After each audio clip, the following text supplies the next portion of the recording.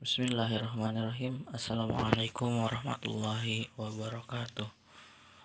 Alhamdulillahirrabbilalamin. Kita dapat mengikuti perkuliahan pada hari ini. Di sini kami kelompok pertama, yaitu yang beranggotakan satu Falah Azmi Wicaksono, yang kedua Ulfatul Laihah, yang ketiga Rahmat Ardi Desamba, dan yang keempat Amiratul Rizkia, insya Allah akan menjelaskan sedikit tentang tema pada hari ini, yaitu teori interpretasi budaya Clifford Geertz. Mari kita awali dengan mengetahui siapa itu Clifford Geertz melalui biografinya. Biografi Clifford Geertz. Clifford Geertz dilahirkan di San Francisco, California, Amerika Serikat pada tanggal 23 Agustus 1926. Dia merupakan ahli antropologi budaya yang beberapa kali melakukan penelitian lapangan di Indonesia dan Maroko. Dia menulis esai tentang ilmu-ilmu sosial, serta merupakan pelopor pendekatan interpretif dalam bidang antropologi. Karir Geertz diawali dari dunia militer, di mana dia melayani Angkatan Laut Amerika selama Perang Dunia II. Adapun karir akademiknya dimulai ketika ia menerima gelar sarjana dalam bidang filsafat dari Antioch College, Ohio pada tahun 1950. Dari Antioch, ia melanjutkan studi antropologi di Harvard University. Pada tahun keduanya di Harvard ini, ia bersama istrinya Hillary pergi ke Pulau Jawa dan tinggal di sana selama 2 tahun untuk mempelajari masyarakat multiagama, multiras yang kompleks di sebuah kota kecil Mojokerto.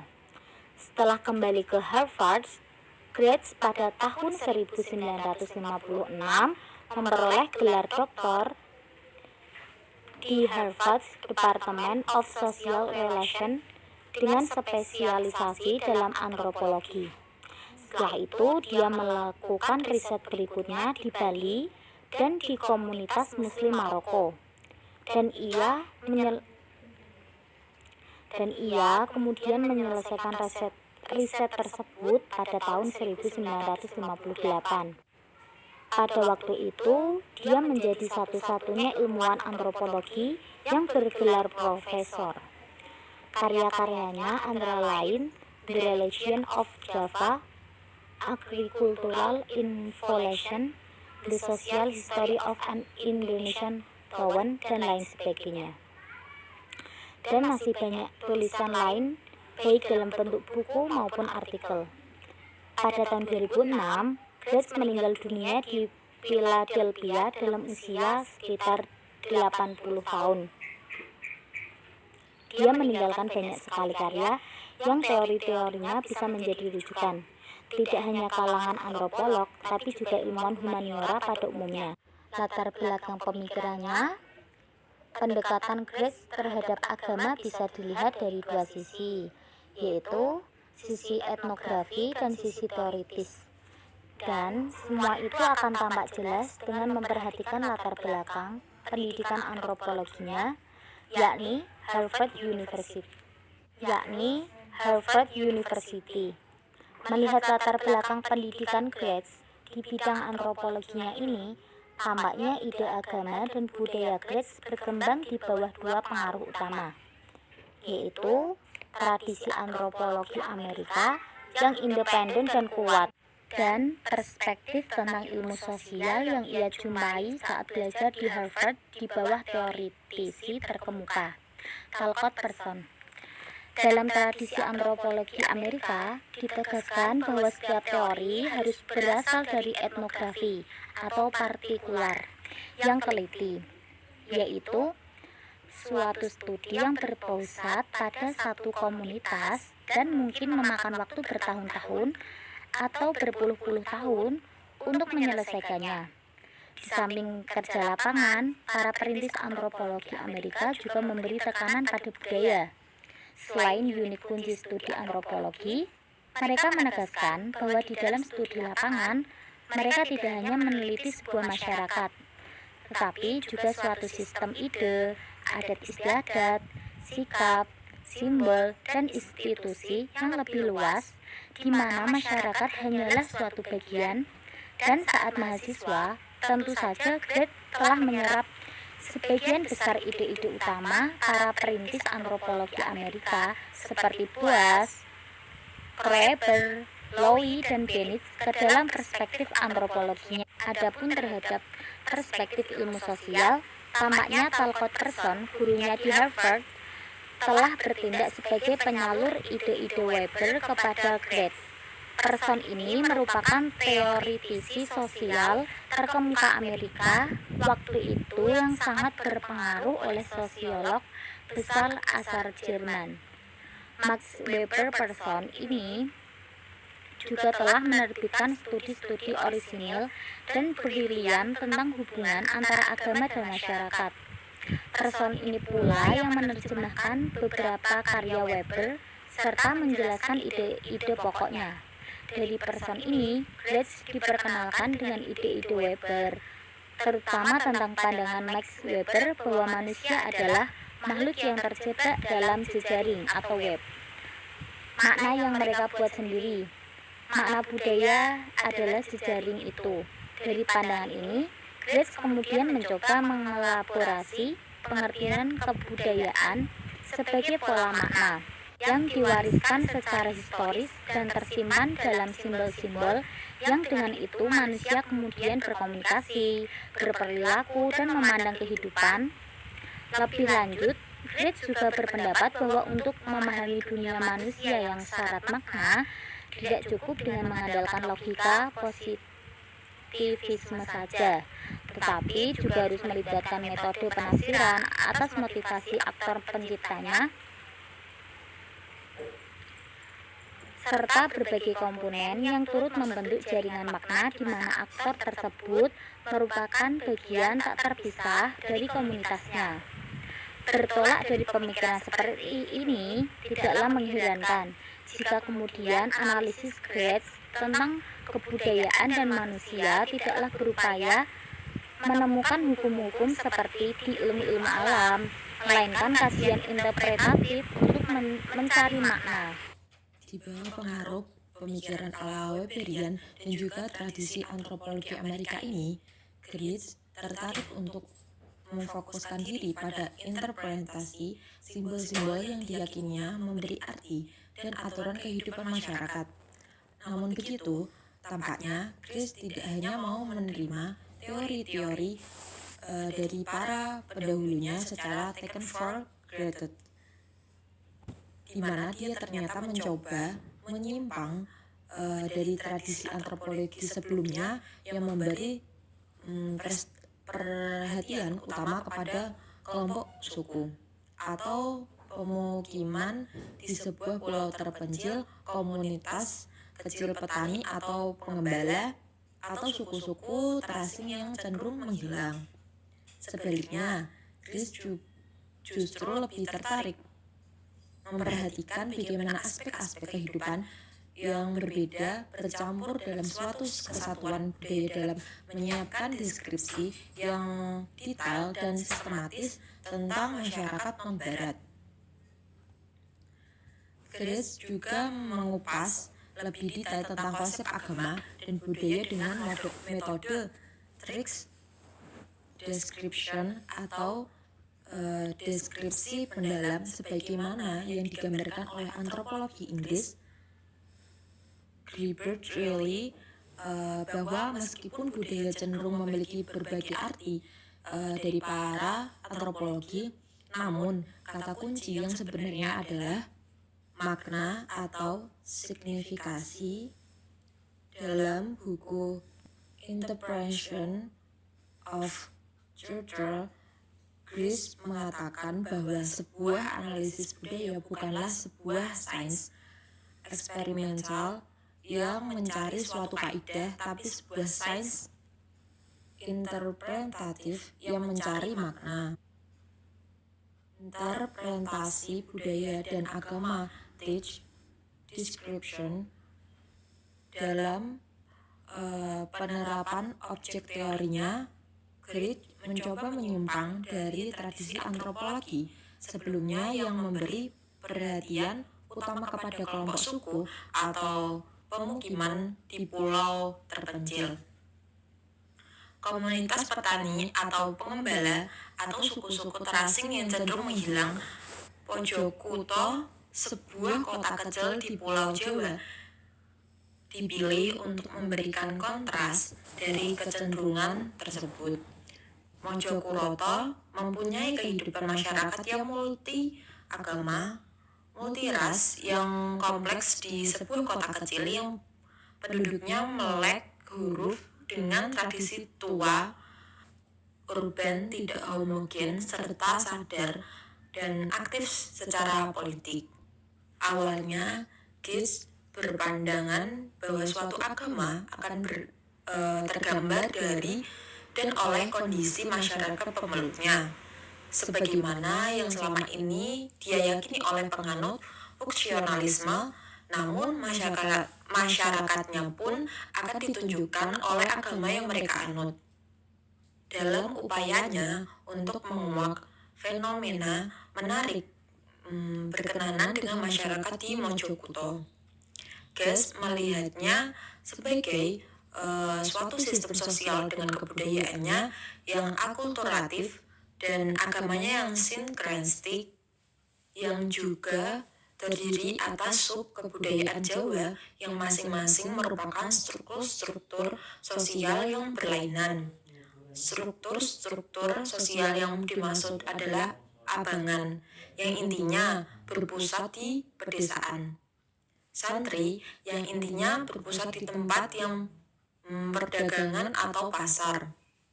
Priai, yang intinya berpusat di kantor atau di kantor pemerintahan di kota. Namun demikian, ketika inti struktur sosial di Jawa, desa, pasar, dan birokrasi kementerian pada masa itu oleh Gies dipandang dalam pengertian yang luas.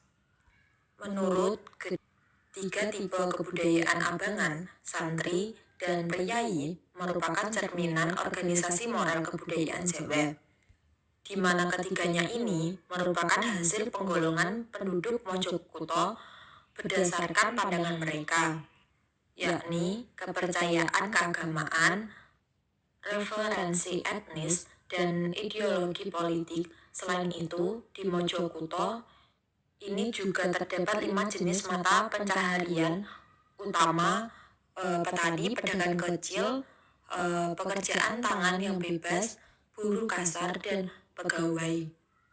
Guru atau administratur yang kesemuanya bercerminan dasar organisasi sistem ekonomi kota ini, dan dari mana tipologi ini dihasilkan. Dengan kenyataan tersebut, serta berbekal kerangka pikir ala Weberian, tampaknya Gies melihat bahwa di balik pernyataan sederhana penduduk Jawa yang 90% beragama Islam, sesungguhnya terdapat variasi dalam sistem kepercayaan, nilai, dan upacara yang berkaitan dengan masing-masing struktur sosial tersebut.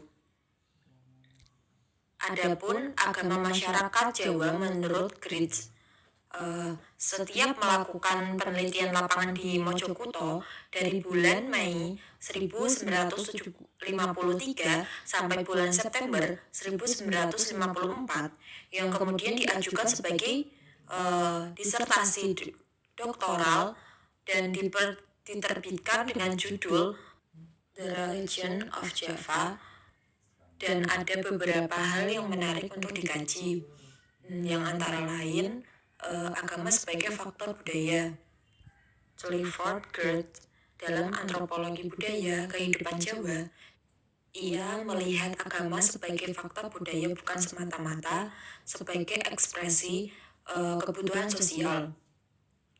Ketegangan ekonomi atau neurosis tersembunyi, meskipun hal-hal ini juga diperhatikan melalui simbol ide, ritual, dan adat kebiasaannya. Agama juga bukan hanya berkutat dengan wacana kosmis tentang asal-usul manusia, surga, dan neraka, tetapi juga merajut perilaku politik saat memilih partai, jenis perhelatan, dan corak paguyuban. Praktik-praktik beragama seperti itulah yang memberikan semacam peta budaya untuk melacak jaringan sosial yang dibentuk oleh warga. Realitas keagamaan dalam keseharian menurut perspektif Grids sangat pluralitis daripada doktrin formal yang menekankan wacana standar yang global. Selain itu, menurut Grids, agama tidak hanya memainkan peranan yang integratif dan menciptakan harmoni sosial, tetapi juga peranan memecah masyarakat. Dengan demikian, ketiga varian agama Jawa di Mojokerto itu mempunyai peranan yang saling kontradiksi. Trikotomi budaya agama Jawa dalam buku Abangan Santri Priayi dalam masyarakat Jawa, Grids juga menyuguhkan agama Jawa ke dalam tiga varian utama Abangan Santri dan Priayi. Trikotomi agama Jawa itulah yang sampai sekarang terus disebut-sebut dalam wacana sosial, politik, dan budaya di Indonesia, dan menjadikannya referensi hidup atas upaya ilmuwan sosial di belakangnya yang membedah tentang Jawa. Kekuatan utama Grids mengungkap fenomena agama Jawa adalah kemampuan mendeskripsikan secara detail ketiga varian tadi, yaitu Abangan, Santri, dan Priayi, dan menyusun ulang dalam konklusi hubungan konflik dan integrasi yang logis dan utuh atas ketiga varian tersebut. Hubungan antara Islam dan masyarakat Jawa, salah satu yang mengedepankan dari konsepsi Grids ini adalah pandangannya tentang dinamika hubungan antara Islam dan masyarakat Jawa yang sinkretik. Sinkretisitas tersebut nampak dalam pola dari tindakan orang Jawa yang cenderung tidak hanya percaya terhadap hal-hal gaib dengan seperangkat ritual-ritualnya, akan tetapi juga pandangannya bahwa alam diatur sesuai dengan hukum-hukumnya, dengan manusia selalu terlibat di dalamnya. Hukum-hukum itu yang disebut sebagai numerologi. Melalui numerologi inilah manusia melakukan serangkaian tindakan yang tidak boleh bertentangan dengannya. Hampir seluruh kehidupan orang Jawa disetting berdasarkan hitungan-hitungan yang diyakini keabsahannya.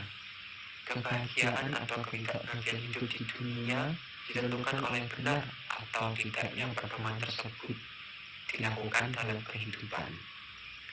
Penggunaan numerologi yang khas Jawa itu menyebabkan adanya asumsi bahwa orang Jawa tidak dengan segenap fisik dan batinnya ketika memeluk Islam sebagai agamanya. Disinilah awal mula perselingkuhan antara dua keyakinan, Islam dan budaya Jawa. Selanjutnya, Islam Observer. Penelitian Grids tidak hanya berhenti di Jawa dan Bali saja, tetapi juga wilayah komunitas Islam di Maroko. Islam sebagai agama yang diteliti mempunyai corak dan latar yang berbeda di dua tempat yang berbeda, yakni di Indonesia, dalam hal ini Jawa dan Maroko. Maroko tumbuh sebagai agama muslim yang terletak di Afrika Utara sejak tahun 1050 sampai 1450, ketika masyarakat didominasi oleh suku-suku agresif dari padang pasir dan pedagang-pedagang fanatik dalam kota. Langsung saja dipersingkat, berdasarkan penelitian Grids di Maroko, kesimpulan akhir dikatakan bahwa Muslim Maroko memandang bahwa perjumpaan dengan Tuhan sebagai sesuatu pengalaman yang intens. Namun bagi mereka, kehidupan dalam perilaku keseharian sebagian besar tidak mencerminkan perilaku yang religius. Sebaliknya, di Indonesia, pengalaman dengan Tuhannya mempunyai intensitas yang kecil, namun tingkat religiusitasnya jauh lebih luas. Dari ilustrasi hasil penelitian Gertz tersebut, bisa diambil 3 hal penting dari model penelitiannya. Pertama, Gertz mempunyai perhatian yang kuat pada kekhususan sebuah budaya. Yang kedua, penekanan karakteristik pada arti thick description tentang agama. Ketiga, Gertz memasukkan satu kesimpulan yang lebih umum. Sebagai contoh, keduanya tidak menolak keraguan yang diakibatkan oleh munculnya sekularisme dan skriptualisme. Bagi Gertz, hal tersebut adalah bentuk kesamaan umum yang bisa ditarik dari kedua bangsa ini. Selanjutnya, ada beberapa kritik tentang teori Gertz. Idealnya sebuah teori pasti memunculkan kritik dan pembacaan dalam perspektif yang berbeda. Salah satu konsepsi Gertz dalam The Religion of Java adalah pandangannya tentang dinamika hubungan antara Islam dan masyarakat Jawa yang sinkretik. Sinkretisitas tersebut nampak pada pola tindakan orang Jawa yang cenderung tidak hanya percaya terhadap hal-hal gaib dengan seperangkat ritual-ritualnya, akan tetapi juga pandangannya bahwa alam diatur sesuai dengan hukum-hukumnya, dengan manusia selalu terlibat di dalamnya. Di antara konsepsi yang ditolaknya adalah mengenai pencampuran istilah priai yang merupakan kategori kelas dengan istilah santri dan abangan yang merupakan kategori keagamaan. Abangan adalah lawan dari mutihan sebagai kategori ketaatan beragama dan bukan klasifikasi sosial. Demikian pula konsep priai yang juga berlawanan dengan wong cilik dalam penggolongan sosial. Jadi terdapat kekacauan dalam penggolongan abangan, santri, dan priai. Dengan demikian, dapat dikatakan bahwa salah satu kelemahan tulisan Gertz ini adalah terdapatnya ketidakparelan dalam susunan kategorisasi. Di satu sisi, terdapat strata ekonomi untuk menggambarkan priai, sementara di sisi lain terdapat kategori religi ketika dia menggambarkan santri dan abangan. Hal ini berarti telah mengacaukan dua pembagian yang termasuk susunan yang berlainan, serta mencampur adukan pembagian horizontal dan vertikal dalam masyarakat Jawa. Karena pada kenyataannya terdapat priai yang abangan atau priai yang santri. Selanjutnya terkait dengan metodologi penelitiannya. Salah satu kritik yang cukup signifikan adalah kritik Talal Asad dalam penafsirannya terhadap agama. Sebagaimana diketahui, Gertz menempatkan agama di dalam dua sisi, yaitu sebagai etos dan sebagai world view. Menurut Asad, dalam meneliti fenomena keagamaan, seorang antropolog harus memiliki pengetahuan tentang ajaran tersebut, termasuk argumen yang mendasarinya. Disinilah kajian agama sebagai sekumpulan doktrin dan kajian agama sebagai realitas sosial bisa dipadukan. Sekian materi dari kelompok kami. Apabila ada kekurangan, mohon dimaafkan. Semoga bermanfaat bagi kawan-kawan semua.